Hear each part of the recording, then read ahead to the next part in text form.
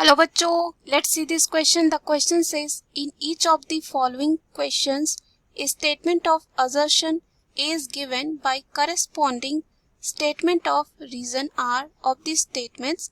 Mark the correct answer as. इस question में assertion and reason दे रखा है और हमें मार्क करना है करेक्ट आंसर को उसके according.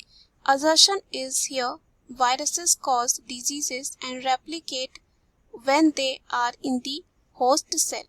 Reason is viruses do not replicate outside the host but they survive in environment.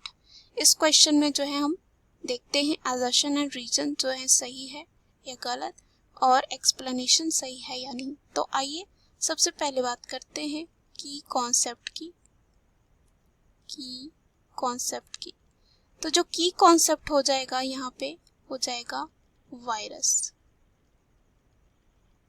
अगर हम वायरस की बात करें तो ये बहुत ही स्मॉल ऑर्गेनिज्म होते हैं जिनके पास होता है जेनेटिक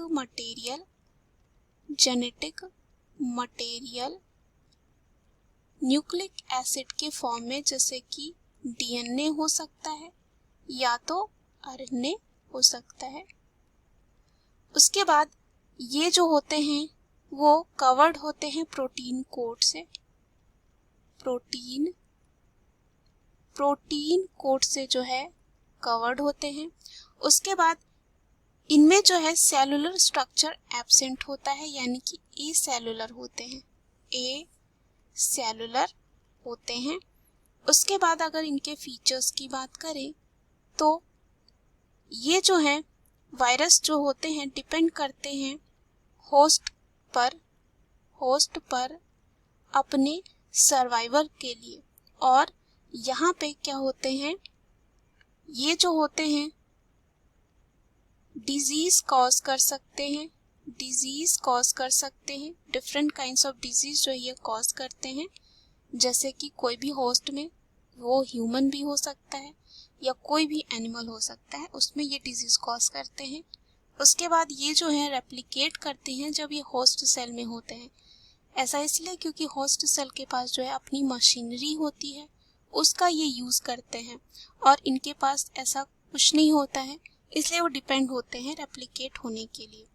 उसके बाद ये जो है सरवाइव कर सकते हैं एनवायरनमेंट में और हम कह सकते हैं ये जो है क्रिस्टलाइज्ड हो जाते हैं. क्या हो जाते हैं?